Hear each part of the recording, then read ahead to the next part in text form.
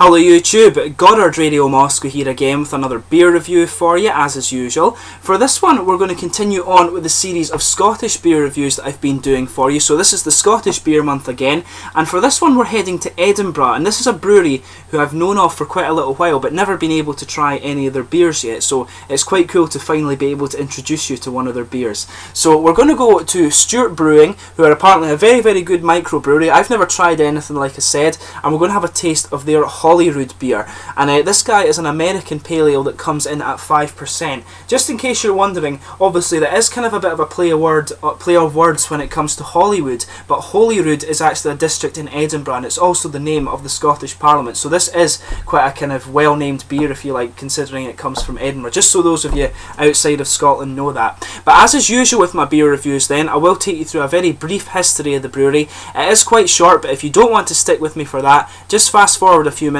and you will get straight to the tasting section. The brewery website is in the video description for you below as always, along with a link to my other reviews that I will do from Stewart Brewing, and those will be added in the very near future.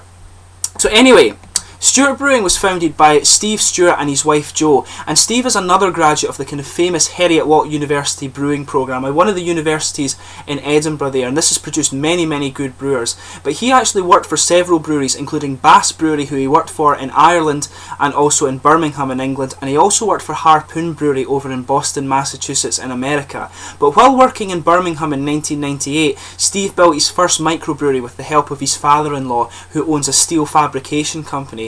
And Steve actually wanted to return to Scotland for quite a long time, so he left his job with Bass Brewery in Birmingham and moved to Edinburgh in 2002, and that was despite really enjoying his job there.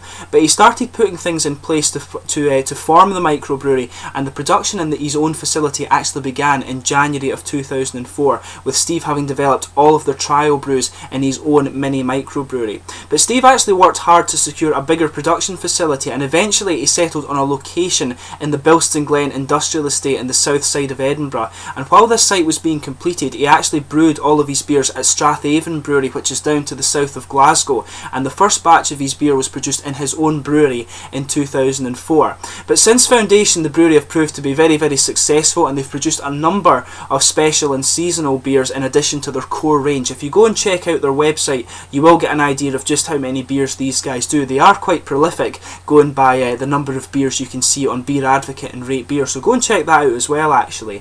But further expansion of the brewery is planned in the near future, so I'm sure these beers will become more widely available over the next little while. I'm not sure how widely these guys actually export these days, or if they're only in Scotland and England, or exactly how kind of far afield you can get these beers, but from what I hear they're a very good microbrewery, and if you do happen to see them I would recommend that you give them a try. But we'll soon find out what this beer's like, so I'll just bring up the camera and let you have a little quick look at the artwork on this one. So as you can see, it's quite nicely presented actually. If I'm not mistaken, the artwork on this one actually is Arthur's Seat, which is a big hill kind of south of Hollyrood in Edinburgh, just near the Parliament at Hollyrood in Edinburgh, and you climb up this thing and there's some really nice kind of sandstone stuff up there. Very picturesque. You get some really good views of Edinburgh out there, and I think they've just put the kind of Hollywood style letters on front of it, so quite clever artwork there actually. As you can see, it's a 5% American pale ale. The bottle cap on this one is actually quite cool as well. You can see it has the little saltire on there, the national flag of Scotland, which is actually the oldest flag in existence, the oldest national flag still in use today apparently. I'm not sure when it dates from, but I think it was actually before the foundation of the Kingdom of Scots in 843, but I might be wrong on that one of course. But just to tell you a little bit about this beer itself, it's a 5% American pale ale like I said, and it was introduced in November 2009. It's hopped with Magnum and Amarillo, and it's also malted with Maris Otter and wheat as well. Meant to be a very nice beer. So let's get this guy open and we'll get on with the tasting here. Let me just stick it down here. Quite a nice smoky opening on this one actually, that just kind of flew off there. Just need to watch with this guy obviously. A lot of carbonation in this one, but we'll just see if we can get it out nice and slowly. Sometimes that happens with your beers when you're doing the videos and you've just got to go with it. Just see if we can calm it. I'll just let it calm down a little bit. I'll bring it up and let you have a little look just at the colour of it. As you can see, it's quite an opaque kind of pale golden straw colour actually. A hell of a lot of carbonation coming out of that one. Surprised just kind of how well carbonated that is, but you can see it's a kind of opaque, kind of rich yellow amber colour. I'll just bring up the camera, you can see the light, sorry, you can see exactly what kind of colour this one is here. Really attractive looking beer actually. Hopefully it'll calm down if I get the rest of it poured in just a little bit. There's a good bit of carbonation visible going up just towards the bottom of the head there, and you can see it's a big solid white frothy head. It's not even off-white, definitely a very solid white head. There's a lot of carbonation with this guy, even as you just kind of bring it out the bottle, but it is pouring slightly better than it was. I'll try and just get a little bit more of it out, and then we'll have a look at the aroma. Quite unusual how you get that with some beers. They just go absolutely mental when you pour them. So, but it happens. You just need to roll with it when you're doing these beer reviews online. So, in terms of the aroma, it's got a really interesting one actually. There's a nice dose of kind of a lot of white bread character in this one actually, I think, is coming out.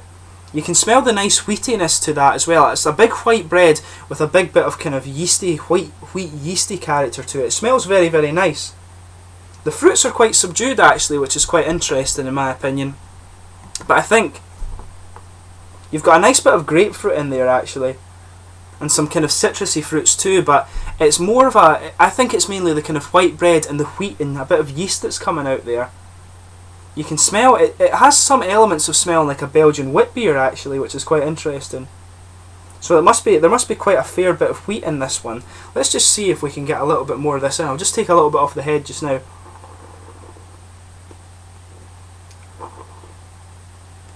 This is going to be a very hoppy beer, I can tell that just from that little taste that I took there.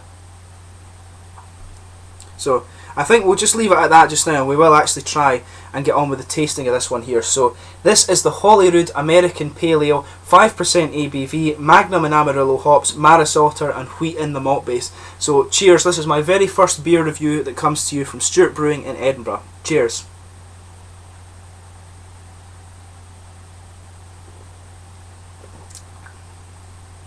Yeah, very, very hoppy beer.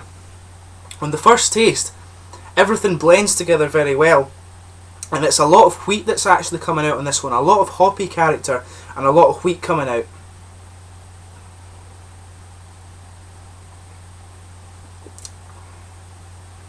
So yeah, there's a lot.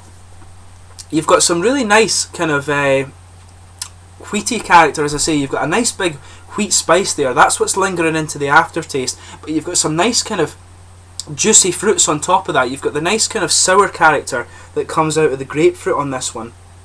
Very, very nice actually.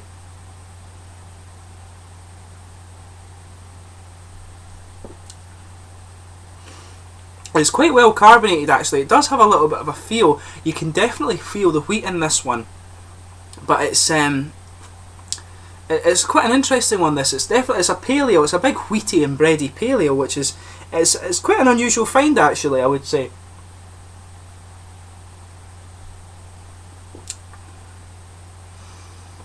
You can get just an underlying little bit of caramel on this one, just a wee tiny bit. I think that's maybe the Maris Otter malt that kind of does that. You just get a little bit of caramel coming out in it there, but it is quite minimal. It's mainly the wheat and the kind of nice bready yeast flavour that is coming out on this one. As I say, that lingers into the aftertaste. There is maybe a tiny little bit of a kind of toasted character to it as well coming out with the caramel, but the main component of the malt base is definitely that big wheaty and yeasty character that's coming out. You've got a lot of fruit on top of it as well. You've got some nice juicy oranges, but I would actually maybe even say that it's a little bit of a kind of tangerine sharpness that you have to this one, which is quite interesting. But there's definitely oranges in there, there's definitely grapefruit as well. And there is quite a bit of, now that I think about it, there is quite a little bit of grassy character that comes out as well. That doesn't come out so much in the aroma. The aroma, as I say, is mainly the kind of wheaty character that's coming out, just with a tiny little bit of fruit and some caramel as well. Let's just see if we can get the last little bit of this out. Nah, that head's going to cause me bother again, but we'll just leave it at that. Have another taste of it.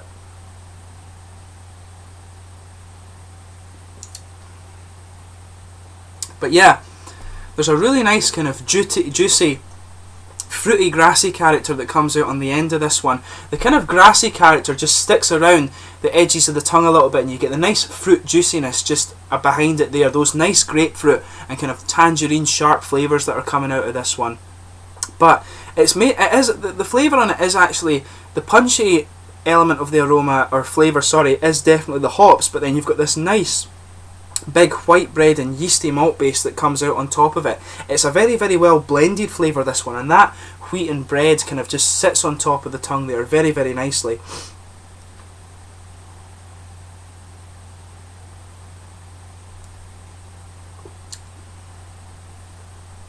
Yeah, it's quite a citrusy, I do think it's quite a citrusy fruit that comes out on this one a little bit too. The citrusy fruit mixes in very, very well with that kind of wheaty character that the beer has. It's a really interesting brew, this one. It seems to be somewhere between the sort of kind of wheat beer and also the kind of the pale ales as well. It's a really interesting one, this. It's almost as if it's a hybrid beer, and it does say on the bottle here it's kind of meant to have quite a tangy grapefruit face. It doesn't say that much about the kind of wheaty flavours in it, but it just does say that there is actually wheat in the beer, which is quite interesting. Overall, it's a really, I think I would describe this one as being more of a hybrid between a kind of wheat beer and an American pale ale. It's got elements of both, and I think it blends together really well. And it does say it's meant to be a New World beer, so I'm not sure if that's exactly what they were going for with it, but it's beautiful. I mean, it's a very, very nice beer that's definitely worth trying if you get the chance. In terms of the mouthfeel with it, I would say it's definitely mid-bodied. The wheat element does give it a little bit more of a heavy character, so I'm not sure. I don't think it's all that sessionable one, this. You would want to just enjoy a few, this is a sipping beer that you would want to just enjoy the taste of, in my opinion. But it's very, very nice. The carbonation, I would say, is quite moderate. It does have a good bit of a kind of tingle to it. Doesn't even really have that much of an oily mouthfeel to it either. It's kind of very smooth. And it's quite juicy at the same time as well. It's got quite a bit of thick character, and then the juicy kind of the juicy fruits, and just have a little bit of a kind of bitter and dry character just in the finish there. It's very, very nice. So overall, I mean, it's my first encounter with Stewart Brewing in Edinburgh, but my only complaint about this beer would be how it poured, how it went mental when you put it in the glass. A lot of carbonation in there, maybe slightly over carbonated, but a very, very nice tasting beer nonetheless, which is obviously what you want. But I hope you've enjoyed this beer review. As I say, check out Stewart Brewing from Edinburgh in Scotland. A brewery I'm sure that you will actually see on the rise in the next future. Very, very prolific, and some very, very nice beers, even just going by this one. So I hope you've enjoyed this beer review. Please like, subscribe, share, all the usual YouTube stuff. Comment in the section below and let me know your own thoughts on this one, and I will catch you soon with the next beer review in the Scottish beer review series. Cheers.